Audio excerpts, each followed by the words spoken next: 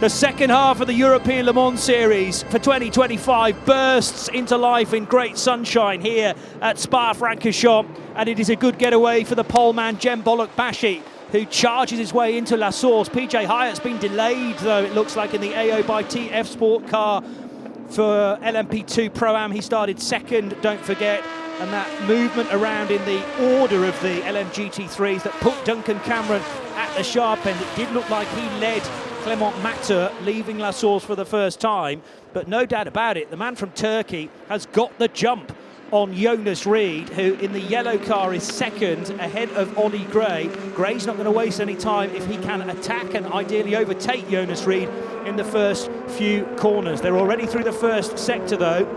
One or two have been delayed, no doubt about it, but no huge drama at La Source. I say that tentatively. Now there's the contact though, and this is at Bruxelles, and that was for one of the CLX cars.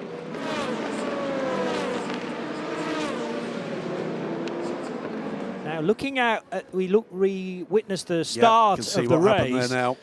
And that's how Giorgio Roda got delayed as well. So what it did was push PJ Hyatt's car across the bows of the 77. Down to Rouge, up over Radion, but there is traffic at the peak there. Is that going to compromise Jonas Reed? It's a better run, but was he off track to get it from Ollie Gray? Tucks into the slipstream down the Camel Straight, goes to the inside. Is this the pass for the position? He's on the grass. I think he might have got it here, Johnny. Reed couldn't do anything about it. He was trying to close the door, but it was far, far too late. Meantime, it's busy here in traffic. Duquesne defending from Inter Europol. So that is Benji Pedersen with Kuba Shmigowski, and Kuba has got the better line here, takes that position. Can he hold it? Yes, he can. But what happened here? By himself? Difficult to tell, because the pink car of, was that Trobodini? I think that was... Was it the second of the pink cars, Tim Kresick? No overtaking before the line. Bollock-Bashy actually thought about an overtake and then remembered he couldn't do it into the bus stop chicane. Maybe someone was just reminding him. Quite possibly so. So this is a second opportunity now for Bollock-Bashy to be involved in this lead fight. Huge gain for the 37 car, though, of Alexander Malikin. We touched on that during the pit stop phase. Down the inside will go the Vector Sport Ryan Cullen car on Malikin, so wasting no time there.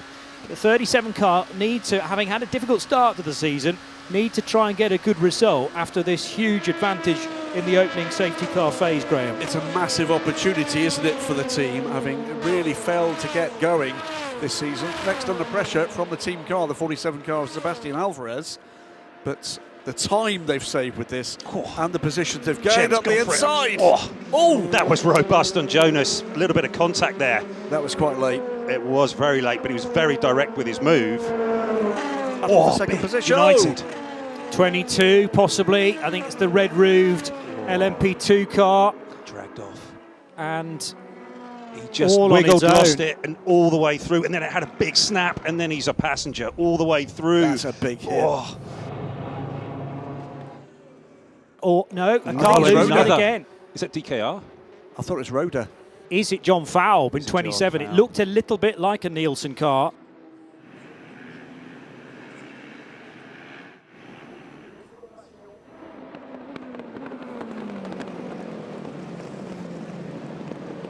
We're about to go back to green flag running, Johnny Palmer. So how many are going to peel off to the right and potentially cause confusion? I think it's the better bet for the leaders in LMP2 to stay out for at least one lap, but there's plenty of LMP2 Pro-Am willing runners into the pit lane. It's arguably a bit more costly to keep your bronze behind the wheel of a Pro-Am car. That's sandwich deep in there, and immediately, by the way, 57 and everybody behind the 57 are already on pit lane. The safety car has had far too many laps in this 4 hours of Spa-Francorchamps to date. It's good to see the back of it, but for how long, I wonder? Racing again as they cross the control line. Nick Yellowly is going to surely make waves as well now, as he is in the yellow-fronted and third-placed into Europol competition car, Lorenzo Fluxer for Algarve Pro Racing, running 4th, ahead of Ferdinand Habsburg after that pole position yesterday. Good dicing as well in LMP2 with the new drivers and Owen Bastard. Masson pulling out, this was a few moments ago, of the wheel tracks of Vlad Lomko, and will now go back to the lead of the race. We've not seen Masson lead it, but we have seen the 48 car in front of everybody else when it was in the hands of Oliver Gray. They are very, very pacey today. Oh, got turned around there. Into the sort of area. Having said that, right Habsburg's all over the back of him, but he still can't get by. He's now down to the outside of the second bit of Le Com, which gives him the inside line for turn 6. Ballsy move. Here is Flux's opportunity, and will get underneath, and potentially the 18 car is going to get involved as well. He had to gamble there that the 10 car, the Vector car, was going to run wide like it had done all the previous laps. Oh, and trouble there for the Team Virage car. That's Daniel Nogales.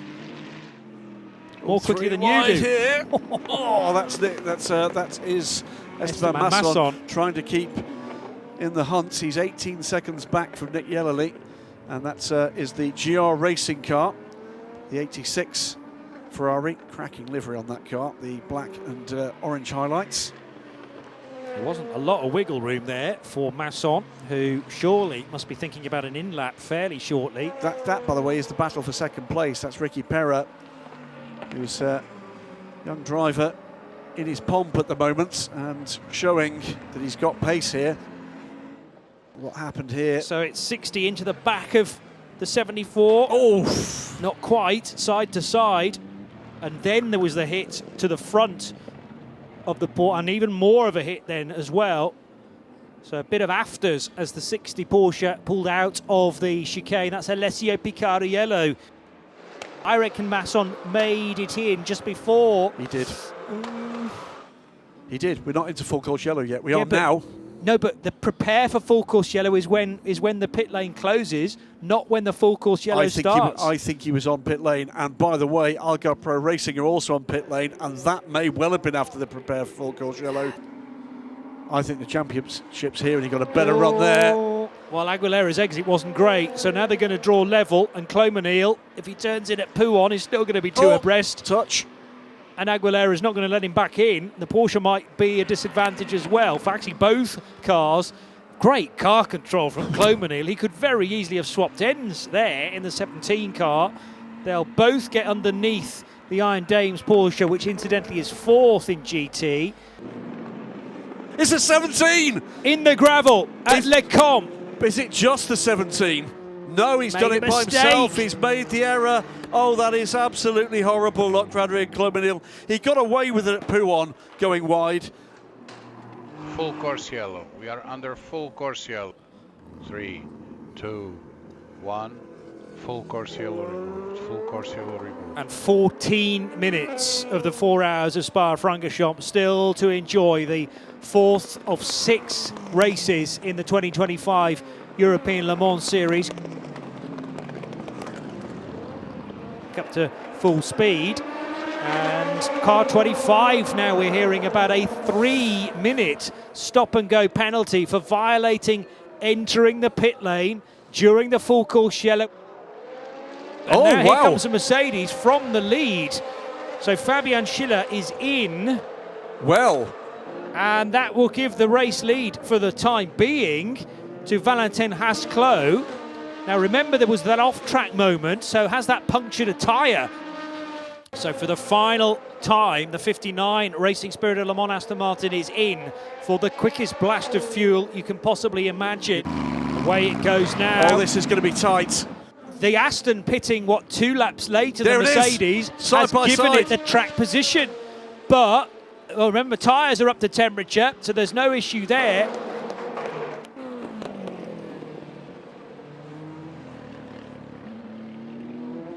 Here's the race winner, though. Championship leaders coming into Spa-Francorchamps. They score the maximum points at the 4 hours of Spa today.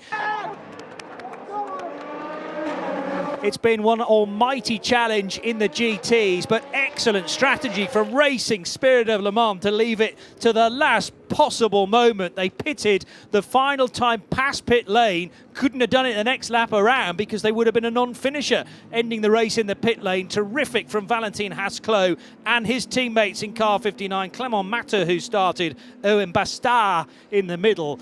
And in the meantime, LMP2 Pro-Am, for the time being at least, Crichton to this, it is Alex Quinn and Ollie Caldwell. Ollie Caldwell take the win. I think there's still an investigation, but they call them home, as we should, as the winners.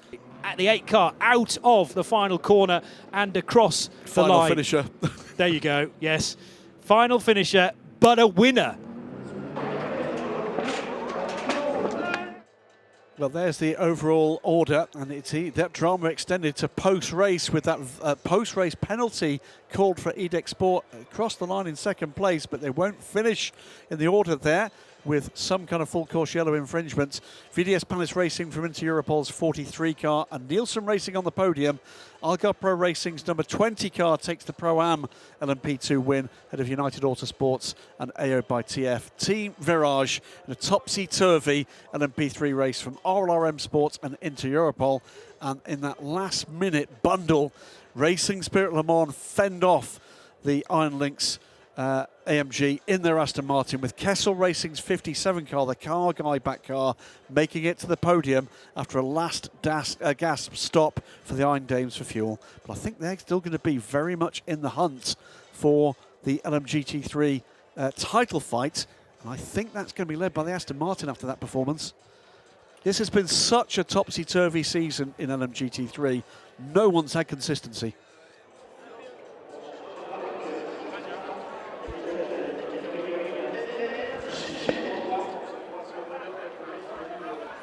The points, though, in LMP2 does indeed see that VDS Palace Racing extend their championship gap to 20 now over Inter Europol competition. EDEC Sport, with that drop, don't score at all today. They don't, and the significant point there is they're 26 points back, which is a full weekend 100% score, including pole position.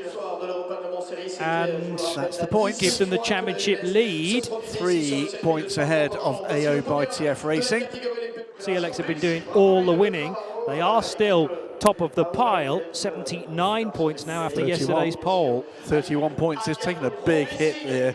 It has given a little bit of hope to the chasing teams. For Team Virage, by the way, not just the first win, the first podium. Here's the provisional standings LMGT3. It is indeed the Aston Martin crew from Racing Spirit Le Mans that take the lead by a single point from the Iron Dames, with two further crews, the 50 and the 55, 4 points further back. 7 or 8 teams within 10 points.